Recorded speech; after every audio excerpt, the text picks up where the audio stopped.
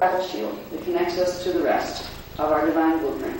We came here to help the problem that we, once upon a time, once upon a space, we are the founders. Okay? The human race is a manifestation of the founders' races. Now, as founders, we don't look quite like we do here. As founders, first of all, we're made out of liquid light. But when we solidify to come down, we look really, really tall. Some of us even 15 to 17 feet tall. And interestingly, a lot of us look like cats. Because the Eloi Elohim are a feline hominid race. You don't have tails. Some of them do, but most of them don't. Picture this, right? Oh my God, you're me as the founder. You're a 17-foot tall, upright cat. They tend to look like, it's actually, most of them at this point, I mean, some of them originally actually were more cat formed than they were human formed. They went off to become a race called the Leonines, which some people are actually in channel connection with. The Leonines tried to help the Anunnaki in different spaces way back, but they were originally from the Elohim too. The cat forms that they take, they look like big white Persian cats, but not with the flat faces. They have more hominid faces, big eyes, right? Imagine this. This is what, if you want to meet yourself as a founder, right? Be careful what you ask for. You would just amaze yourself. They have the ones that have more hominid form, which means looks more like a form that, doesn't look like a cat, per se. They're not ape-based, they're feline-based. Right? They have very fine facial features. They usually have large almond-shaped eyes, but they're not like, you see that the little raised other things with the big black eyes, they're not eyes like that. They're kind of shaped like that, but they're different pastel hues. And this is only when they come down so you can see them.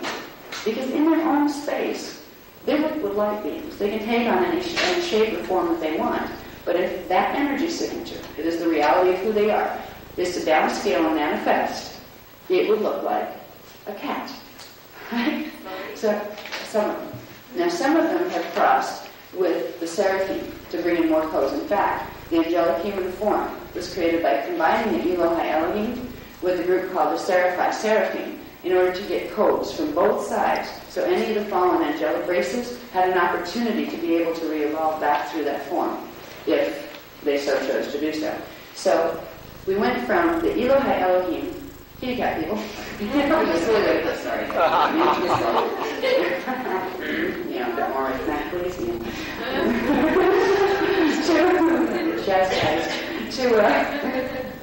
To combine with the Seraphim. These races were interesting because they had Seraphim races, the founders' races. They're made out of liquid light too, but they carry particular templates that when you take it down into density, they have several different race forms.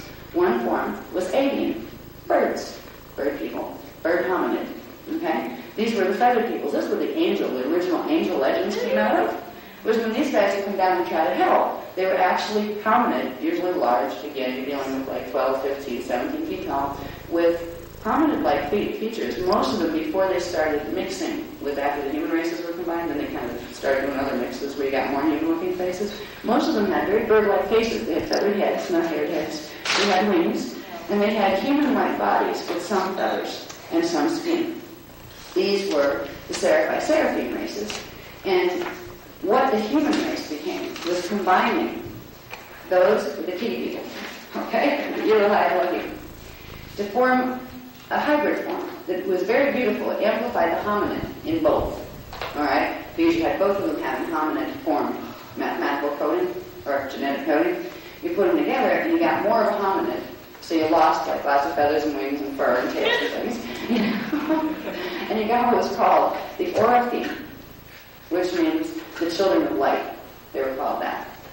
The Oraphim were created. They were the original seed race that humans came out of. They were created to carry the mission of trying to heal this time matrix. They were part of a tribal shield on a universal level. It was meant to help heal the fallen races that came out of both sides. And that's why we've been targets the whole darn time, too. Because it can heal something if it wants to be healed, but if it doesn't want to be healed, you're in this space and in this time matrix. It tends to try to get rid of you. And that's what we've been living. Now, the tribal shield we have, and those layers of identity, connect us to that heritage. And if we can remember the time simultaneous, we can start to realize We are connected to these people and these beings, and actually we're expressing ourselves on them. I mean, you literally may have yourself there as a founder that looks like a kitty, or you may have come to incarnation into the time matrix, into the Orpheum form directly, where you skipped being the founder kitty stage, where you just became an hominid form. Some of us came in either way. So some of us will have an incarnational history where you bypassed going through the ancient race of coming through the Elohai Elohim or through the Seraphai Seraphim. So you might not have been bird people, you might not have been kitty people, but you came in directly into the combined hominid form that was the Orpheum. Most of us in this wave that are on the planet right now, most of the humans, came through the Orpheum imprint. But there are a few old-timers among us, and they're usually the ones that are the Magi, which are the Indigos. They're the ones that didn't bypass going through the Founders Race stages. They're the ones that did those too. They came through the Founders Race stages. So, Indigos, unlike other angelic humans that have 12 strings, Indigos will have the imprints of the Founders Races and the gene codes. This is why they have the higher coding or the higher strand content. You will be affiliated with either the Elohai Elohim or the Seraphai Seraphim, because they're the two primary groups that form to combine the human template. They're the two founders groups. So you'll have a family there, and you'll have an incarnational history that's alive right now in its own space-time. So if you find kitties talking to you in your dream state, or birds that look like eagles and humans combined flying around with you when you're getting visions out of the corner of your eye, it may be family.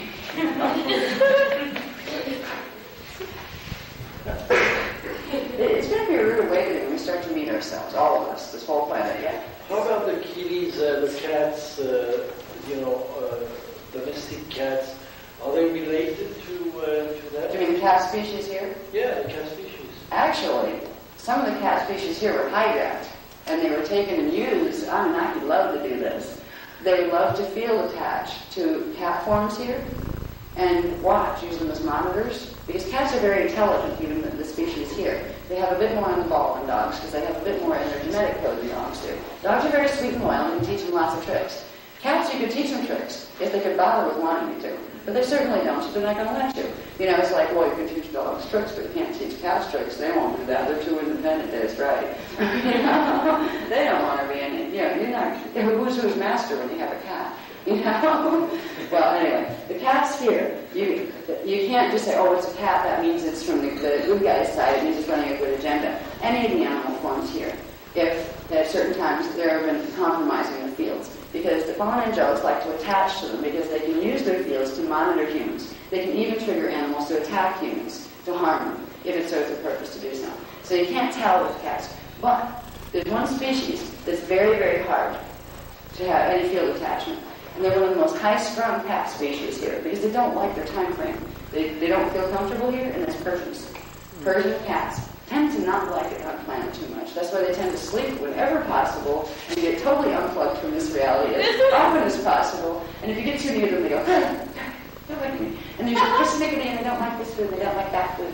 And they just kind of like to lay around in sunshine and things. Where other cats are more sociable, well, these guys are born higher frequency. So we have one. And she's like the most antisocial out of the bunch. She's a sweetie. You know, she's a guardian. And you can feel it because Orpheum and the Founders Races can do the same thing. Sometimes they will ascend a piece of themselves down, incarnating into a cat form, usually the highest coded one, or even other animal forms, if they have a high enough frequency to hold them, to be your guardian, to help you get to the point until you can wake up to realize you have a job here and they need to keep you safe. You have to keep your heart open. So a lot of people who have pets, you actually have little pieces of founders with you, little pieces of yourselves with you usually. Do you ever have an animal that you just felt so close to, and you just felt like, this is part of me? Well, you're probably right.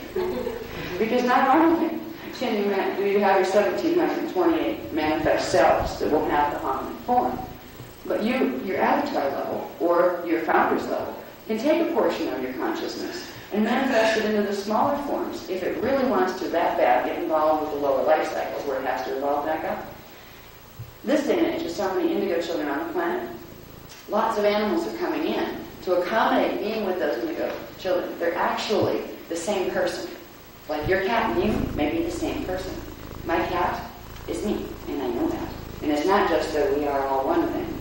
This is direct family. Okay? I know I incarnated as that cat, and then I had to go meet myself and rescue myself from from a pet store and pay a pretty penny for it too. Why couldn't I have been in the shelter?